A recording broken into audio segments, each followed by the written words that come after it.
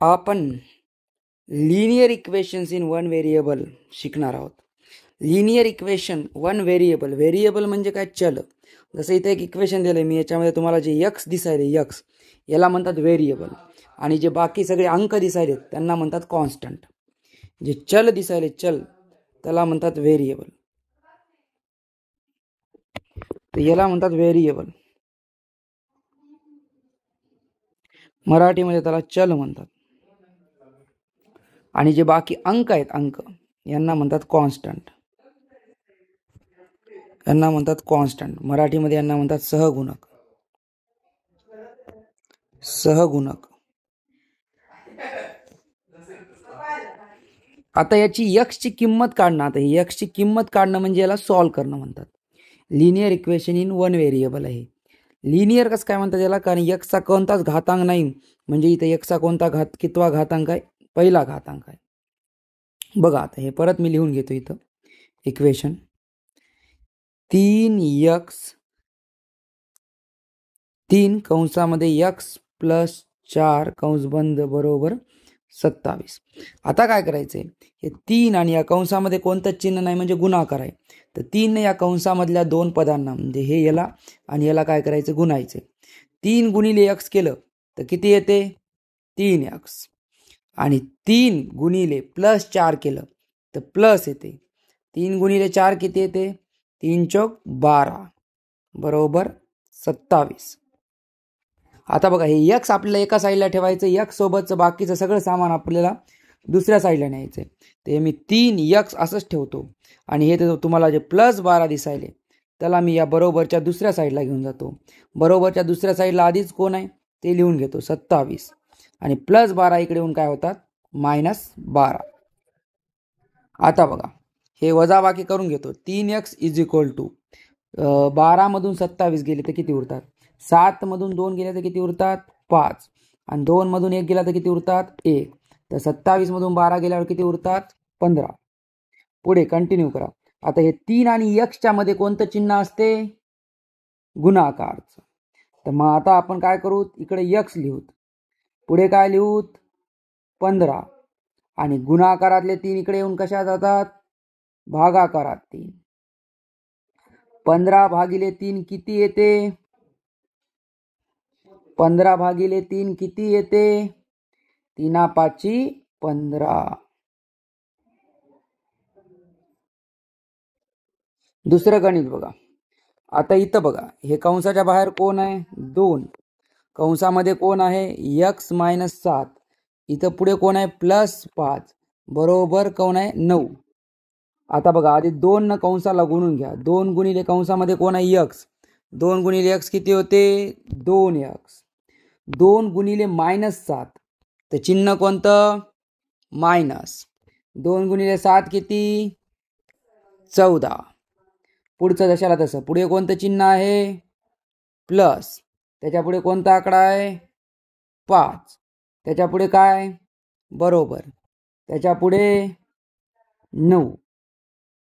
आता आपण एक एक करून अंक पुढच्या साईडला घेऊन जायचे. इकडे फक्त 2x ठेवायचं. 2x ला 2x, मग बरोबरचं चिन्ह द्यायचं. बरोबरच्या पुढे कोण होतं, 9.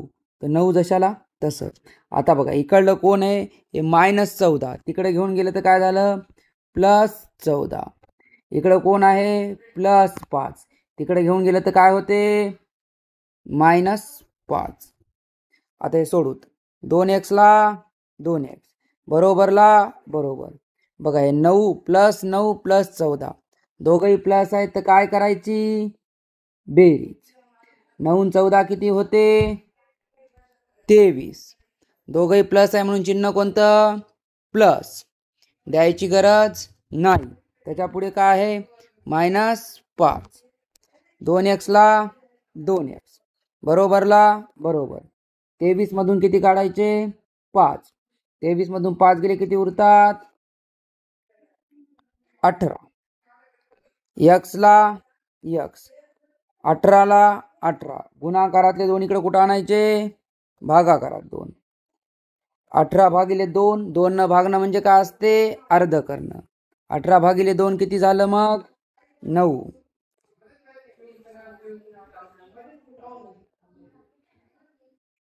पुढे बघा आता हे या साईडला पण x आहे, या साईडला पण x आहे. हे कसं सोडवायचं बघा. आता इथं मी 5x ला 5x लिहून घेतलं. आता सगळी x एका साईडला आणायची. हे बरोबरचं या साईडचं x कसं आहे +3x. त्याला इकडं जर मी आणलं तर काय होते -3x.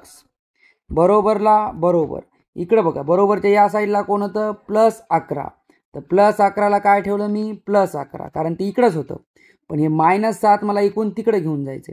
-7 इकून तिकडे घेऊन गेलं तर काय होते +7. बघा आता 5x मधून 3x. हे x सेम असेल तर सहगुणकची बेरीज करता येते. याचा सहगुणक किती आहे या xचा पहिल्या 5, दुसऱ्या xचा किती आहे -3. म्हणजे काय करायची आहे वजाबाकी. 5 मधून 3 गेले किती उरले 2x. 5x मधून 3x गेले किती x उरले 2x. इकडे कोण आहे +11 आणि +7. 11 आणि 7 किती झाले बेरीज करायची तर किती झाले 18. x ला x, 18 ला 18. गुणाकारातले 2 कुठं आले भागाकारात 2. x ला x, 18 भागिले 2 किती येते 9. तर x ची किंमत किती आली 9. बघा परत 4 आहे, पुढे कंस आहे. कंसामध्ये कोण आहे x -3, पुढे कोण आहे -2 बरोबर 18. आधी काय करायचं 4 न कंसाला गुणायचं. 4 गुणिले कंसात कोण आहे x. 4 गुणिले x किती होते 4x. त्याच्यानंतर 4 न कोणाला गुणायचं -3 ला. 4 गुणिले -3 किती होते -12. त्याच्या पुढे कोण आहे -2. त्याच्या पुढे कोण आहे बरोबर. त्याच्या पुढे कोण आहे 18. x फक्त इकडे ठेवायचं, बाकीचे सगळे आकडे तिकडे घेऊन जायचे. 4x ला 4x, मग बरोबरचं चिन्ह. बरोबरच्या पुढे कोण होतं 18, जशाला तसं. आता -12 तिकडे घेऊन गेलं तर काय झालं +12. -2 तिकडे घेऊन गेलं तर काय झालं +2. 4x ला 4x. 18 आणि 12 किती होता दोघंही प्लस आहेत तर बेरीज करायची. बेरीज केली तर किती होते 8 आणि 2 10. 10 शेला 0. हातचा आला 1.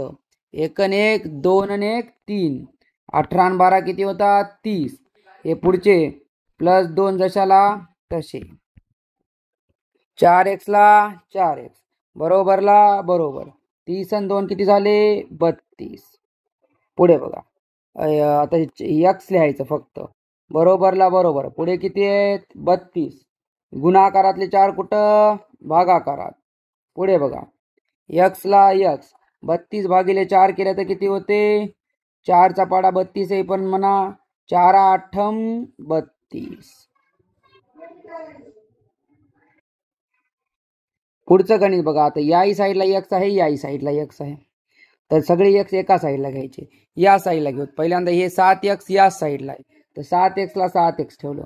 या साईडला 3x कसा आहे प्लस आहे, तर इकडे आणलं तर काय होते -3x. बरोबरचं चिन्ह देतो. बरोबरच्या या साईडला कोण होतं 36, ते 36 तिकडंच आहे, तर 36 ला 36. ते या साईडला कोण आहे +8, त्याला दुसऱ्या साईडला घेऊन जायचं. तर +8चं काय होते -8. 7x मधून 3x गेले तर किती उरतात 4x. बरोबरला बरोबर. 36 मधून 8 गेले तर किती उरतात 28. 4x. आता फक्त हे 4 तिकडे घेऊन जायचं. x ला x बरोबरला बरोबर. 28 ला 28. गुणाकारातले 4 भागाकारामध्ये 4. x इज इक्वल टू 4चा पाडा 28 येईपर्यंत म्हणायचा. 4 7 28.